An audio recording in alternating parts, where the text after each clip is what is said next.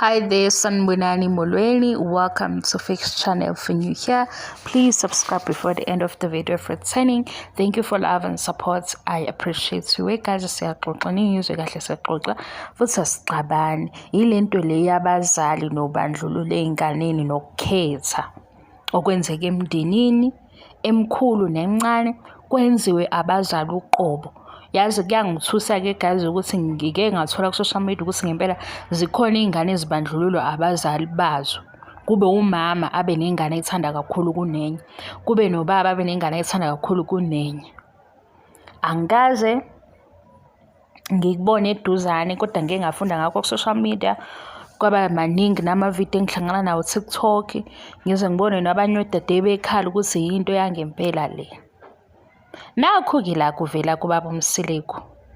Mhlampe ngithi isithombe sengane umsuka walokhu, singagxili kakhulu enganeni, ningafiki futhi ngokugxeka. Siyafundisana guys ngoba nathi angithi siyakhula, sesisesigabeni sokuthi siwo-anti, sesisesigabeni sokuthi nathi siwomama ngokwethu, nathi sinama-roles athile emndenini. Asiyigweme lento ngoba inobungozi. Yazi ubungozi yini? Uzoba nale favorite yakho, ube ne-fave, akuphoxe lo abukise ngawe, kuthi lo obumphatha ngendlela ehlukile avele uSimakade akukhombise imovie, ifilimu, aphumelele umntwana, usale ukhamise nalo okade engezwe. Siyayibona le nto kuthandwa ngesithembu, kodwa sibuye sithi mhlampe kumayelana ne-TV show. Nakho nokuthi kuvamisile ukuthi ubaba uthanda iy'ngane zabafana. Ubaba wazo zonke lezi iy'ngane, mhlampe mina indlela engiyaye ngiyibuke ngayo into yokuba umzali nokuba ubaba nokuba umama, unikiwe isikhashana esincane uThixo ukuthi mbheke lo mntwana uyakhula, mayekhula sekufika igaba la ukuthi uzenzela yena iy'nqumo. Mhlampe isuke isifuna ukuthi ukhulume nenhliziyo yakho ukuze uzokwazi ukuthi ulinganise ukwenza ezinganeni, ngisho nanokukhuluma nezenzo, ngisho abantwana ubasola. Because ngiyakuthola ku-social media, ikhona nje izolo enye ipost esengiyikhohle ukuthi ibibhale obani, ngiyibona laphaya ku-Facebook, akhuluma ngakho lokhu ukuthi abazali laba benza ngisho iy'ngane zizondane. Uthole ukuthi iy'ngane zandawonye azisathandani ngoba zibonile, bezazi ukuthi ubani mayecelani kuzoba khona, ubani uzohlezi enzelwa i-plan, kodwa lona omunye zisale izinto zakhe. Abanye-ke baye bethi mhlampe-ke kwenziwe o-step mom.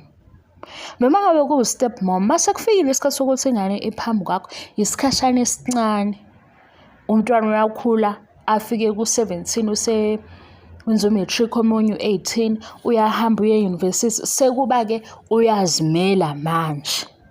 Lesi sikhashana esincane, kodwa nakho kuyavela.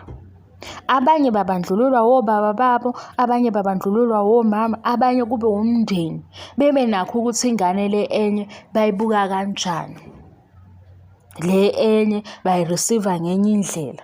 Kokunye futhi-ke nakho engikwaziyo, kokunye ingane kube uma wayo baba nenkinga, umndeni waba nenkinga noma wengane.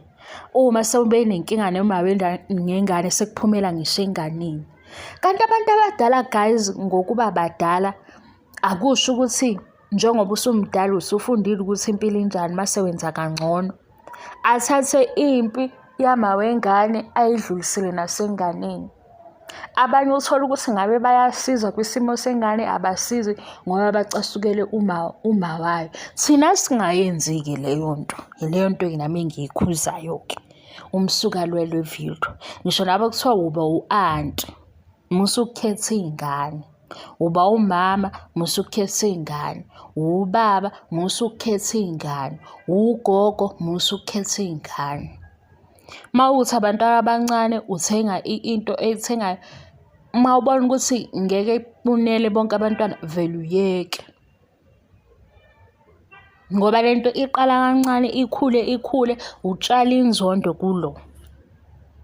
ngomsake kaNkulunkulu lo omfake inzondo uzophumelela kuqala, angabe sabheka emuva. Uma usukhuluma nabantu awusalukhulumi iqiniso. Ngithe siyaphuma ey'thombeni zey'ngane, siyaxoxa nani. Enye into efanele niyazi, mina angikho bias. Zinhle iy'ngane zahluphile, zinhle zonke futhi zonke zimfuzile, zinakho ukuthi iy'ngane zakhe. Uyoba kuye mhla akhula eba yindoda, azi ukuthi yini into ebalulekile, abone ukuthi iliphi, uwenza kanjani iqiniso kubantwana bakhe. Mhlawumbe uzobona ngoba umkhulu efake lesi sithombe ngase ngithi asikhulumeni because ku-social media sekunomsindo, mase uthi ngihambisana nesayidi ethile. Cho, ngathi uma kuziwa kula bantwana ngimdala kunabo, and uma ngimdala kunabo angizukubabhulisha. Into engiyifisayo ukuthi sibe nobulungiswa ekukhulumeni izinto ukuze kube nama-lessons, lento ebalulekile.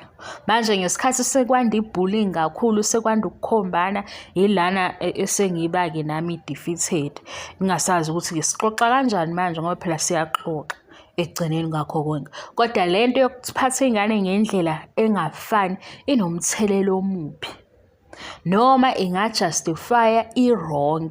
Ifana nalento le yomamezala nomakoti, kuze kube sengathi kufanele kube njalo, kanti akunjalo. Kufanele ngabe bayathandana u-mother-in-law no-daughter-in-law, ngoba manje kuba sengathi vele yinto eyayidalwe injalo. Cha, oma bethu ngesikhathi sabo bathe uma befika emshadweni kwaba nendlela abaphathwa ngayo, ngoba bephathwa ngale ndlela base bebona ukuthi shuthi uma ufika wenze nje, kanti yiphutha. Mina ngathi into engiyithanda ngathi siyayifunda thina izinto sayibona and sizokwenza ngendlela ehlukile.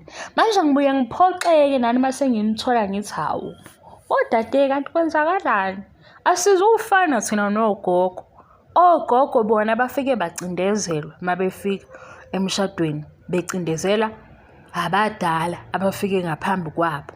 Kwase kuba ngathi i-pattern yakhona, kanti cha, ku-wrong nje.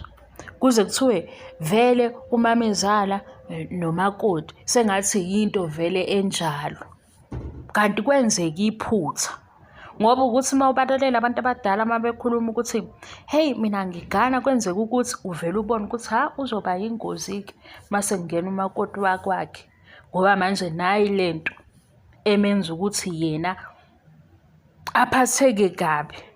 Lobu buhlungu abuzwa manje ubona ukuthi ngathi ibona bunzima okufanele ukuthi ku-experience umakoti uma efika, ngoba kunjalo, kanti cha, kuyaphilwa. Nakhu-ke nokunye yinto nje e-wrong, ukuthi angifuni ukuyifaka mina, ngikhulume ngeyami experience ngithi umkhulu engimazi, ngoba lo omunye umkhulu washeshe wadlula emhlabeni wayenothando ngendlela ongalazi. Kwakungekho ukuthi ingane zisemshadweni ingane ey'njani, zonke iy'ngane ziyafana egcekeni, ngoba iyona ndlela yokukhulisa abantwana, ngothando noma benamaphutha. Ngoba manje uma usekuzonakwa kakhulu ukuthi lo wenzeni, uzokhula nayo leyo nto. Omunye kuthi uma ese-right ehambe engasabheki emuva ekhaya, uma sekukhulumeka alisaveli iqiniso ukuthi kwenzakaleni, ngoba yonke into iba nomsuka yakhona. Abantu basuke benake lokho okuphezulu bengabheki umsuka. Yile nto-ke yenziwa abazali, bexabanisa iy'ngane ngokukhetha. Hayi futhi yazi angazi nami ukuthi kwenzeka kanjani, kodwa kukhona guys, kukhona. Yibo, ngike ngathuka ukuthi umama ongayithandi ingane yakhe. Angazi-ke guys ukuthi ngempela kusuke kwenzakaleni, mhlampe kune-trauma okuhambisana nayo, kwenzakalani. Kodwa nje ade ngiyibona le post izolo ebusuku bebhala, nomunye esho nje ukuthi yena hawu wavele washada wakhohlwa uma wakhe ngoba wayazi ukuthi wayemenze njani. Hayi guys, thina sinqandeni, thina nje asishintshi ukwenza, thina asibhale iy'ndaba ezihlukile. Ngoba zikhona lezi zinto othi uyilandela uthi hey, yazi abantu abadala bebene-trauma. Abantu abadala ezinye izinto bebezenza phezu kwe-anger. Thina-ke sesinezinto eziningi ezisisizayo ukusibonisa amaphutha nama-support group akhona, nabanye siyafunda kubona. No-social media futhi nawo uyasifundisa ezinye izinto uma ukhetha ukuthi ukubheke nezinto ezizokufundisa okuhlukile. Ngibonge-ke isikhathi senu. Inobungozi leya nto yokuthi kubonakale ukuthi inalo igugu nayo intandokazi ey'nganeni. Inobungozi. Bye.